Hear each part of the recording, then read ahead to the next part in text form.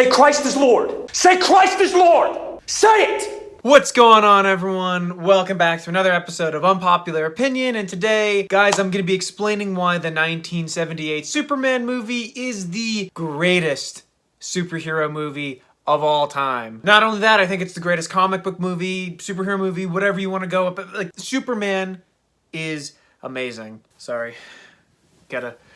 This is my jujitsu rash guard. I thought it'd look cool, the Superman thing, but it's not working. Ooh, much better.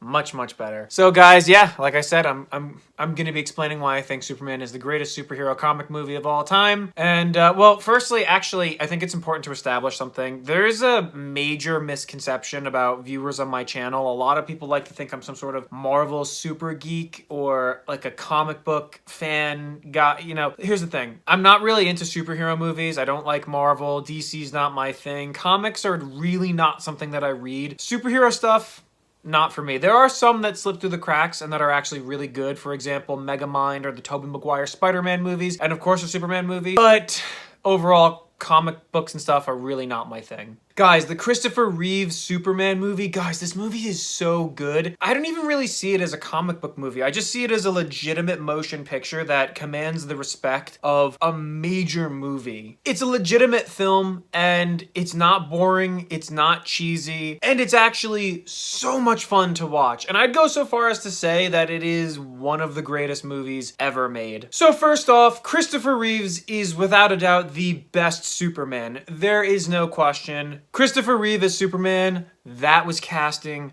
gold. And in addition to that, his performance as an actor was pretty legit. He captures the grace, elegance, charm of Superman perfectly. But also his range, his acting range for the emotional scenes were so compelling.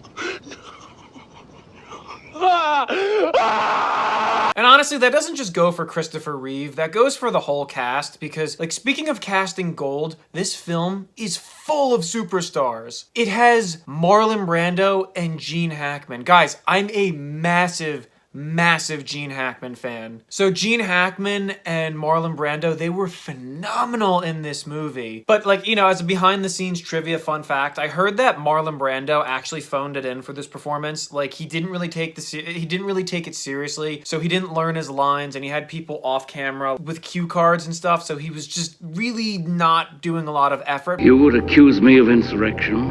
Has it now become a crime to cherish life? But still, what we got was actually so amazing, such an amazing performance, such a powerful screen presence from Marlon Brando. So imagine what we could have gotten if he actually tried. That is impressive. Like, you just show up, say a couple lines, you go home, like the Drake and Josh thing. And even though he didn't really put a lot of effort into the movie, Marlon Brando was really amazing as Jor-El. And overall, there are some seriously big names attached to this movie. First of all, it was directed masterfully by Richard Donner. And I mean, seriously, the direction in this movie was damn near perfect. And it was co-written by Mario Puzo, which, if you don't know, he's the Academy Award writer who wrote the novel of The Godfather and the screenplays for the Godfather movies. And of course, the music for this movie was written and composed by the Emperor of movie music, John Williams. Now, this might be one of his best musical scores for a movie. The music for this movie, it's glorious, it's triumphant, inspirational, encouraging, heroic, and exciting. John Williams' work on Superman was just sublime.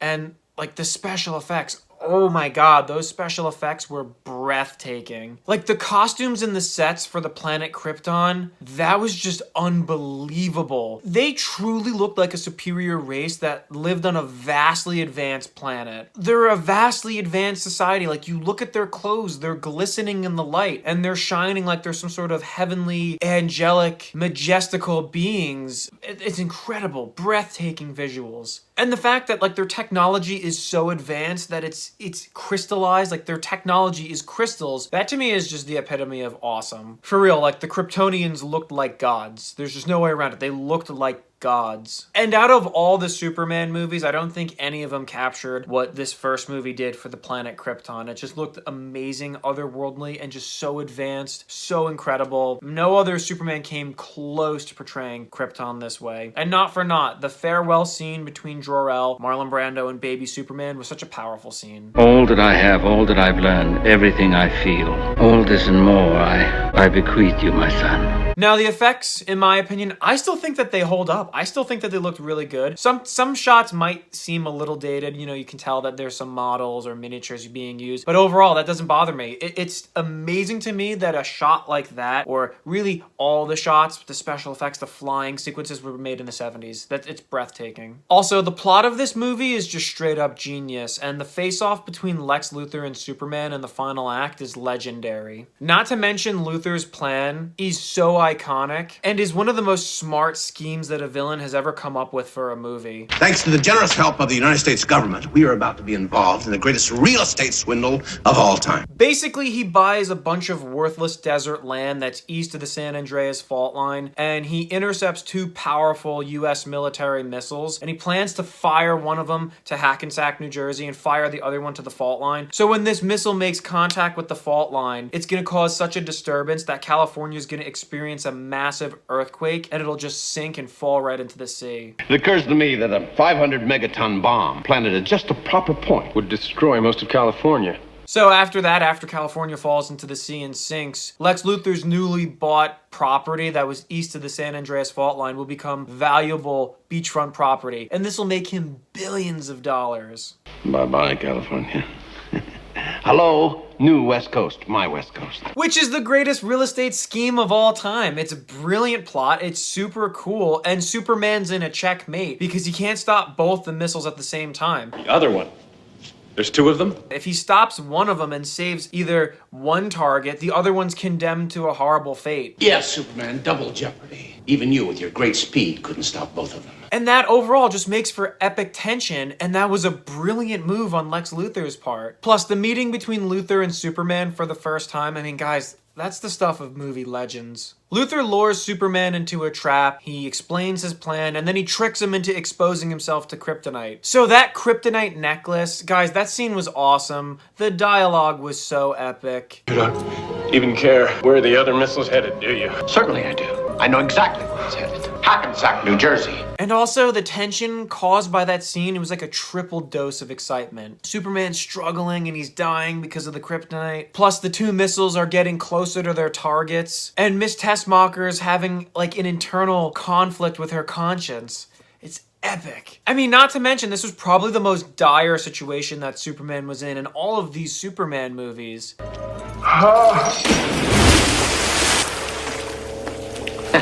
And it just goes to show you how brilliant Lex Luthor was for this scene. He explains his plan to Superman not only for the benefit of the audience, but also to distract Superman and kill time while the missiles are being launched. He's just buying time and distracting Superman, stalling him, keeping his attention away from the missiles so they can get closer to their targets before he can interfere with them. A brilliant move on Lex Luthor's part. Then he tells Superman that there are detonators that could stop these missiles. Could stop them with my detonator.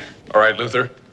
Where is it? Where's a detonator? And he's guarding a lead case, giving Superman the illusion that the detonators are in the case. You diseased maniac. Do you really think you could hide it from me by encasing it in lead? Don't touch that. And then Superman opens the box and then bam, Luthor's got him. I told you. Genius. That one scene was probably the best scene in the movie. The dialogue between the two is sharp, and the clash between personalities was just brilliant. Is that how a warped brain like yours gets its kicks? By planning the death of innocent people? No, by causing the death of innocent people. And speaking of Lex Luthor, Gene Hackman was just electric in this role. Lex Luthor, the greatest criminal mind of our time. He made it his own, and it's without a doubt one of his best performances. And he's probably the best Lex Luthor. You know, you can argue it's Kevin Spacey. It's kind of a tie between Kevin Spacey and Gene Hackman, but it's undeniable. Gene Hackman is one of the best Lex Luthors. I have to leave you now. No hard feelings. We all have our little faults. Mine's in California. His mannerisms, his facial expressions, his evil laugh, and just his voice. He's perfect for the role. This is easily the most iconic character Gene Hackman has ever played. You're a dreamer, Lex Luthor. A sick, twisted dreamer. Your plan couldn't possibly work. I really loved him as Lex Luthor. He's smart, he's cocky, and he's so nonchalant with his wickedness and his evil cruelness. And again, the chemistry between Gene Hackman and Christopher Reeve was just amazing. They had such great chemistry in this movie. You were great in your day, Superman, but it just stands to reason. When it came time to cash in your chips, this old, diseased maniac would be your banker. I think the best part of this movie is it just proves that superhero films don't have to be grim and dark and tragic to be good. Stand aside now. It doesn't have to feature graphic content or large-scale fights in order to retain an audience. And in addition to being a great superhero movie, it showcases Superman's origins in a straightforward and effective way. All those things I can do, all those powers, and I couldn't even save him.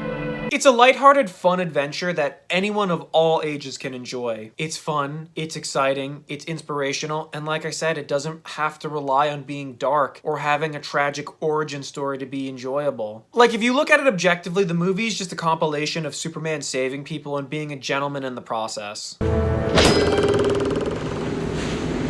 Bad vibrations? There's no fights, no grim tragedy. It's just a superhero saving people constantly and people being encouraged along the way. That's what I love about this movie. Okay, kids, it's all right now. Hey, it's Superman! And the ending was just the icing on the cake when he delivers Luthor to prison, and then Superman has that exchange with the warden. This country is safe again, Superman. Thanks to you. I mean, that was just awesome. He flies off into the sun, and that is the cherry on top of why I think this movie's brilliant and so awesome. No, sir. Don't thank me, Warden. We're all part of the same team. Now, the one thing that I don't like about this movie is the relationship between Lois Lane and Superman. I don't know how it went down in the comic books, but these two for the movie were not a good match for each other. I'm sorry about that, Lois. But I've been kind of busy for a while. Like, no offense to Margaret Kidder, but she's not an attractive woman. And, like, Lois Lane's supposed to be sexy, and she's not. I just don't see the attraction, and plus she only likes Superman for his powers, and she doesn't really care about Clark Kent. So, to me, this relationship's not really romantic, and plus, some of the questions that she asks him during that interview scene were just downright creepy. The rest of your bodily functions are normal? Sorry, beg your pardon? What color underwear am I wearing? Pink. Huh? Pink. Do you like pink? I like pink very much, Lois. And that scene where they were flying together, you know, that can you read my mind? In my opinion, I think that was unnecessary and it disrupts the flow of the movie. Because the opening was strong, the ending was epic, but that middle sequence with them flying around, it's just bad, unnecessary.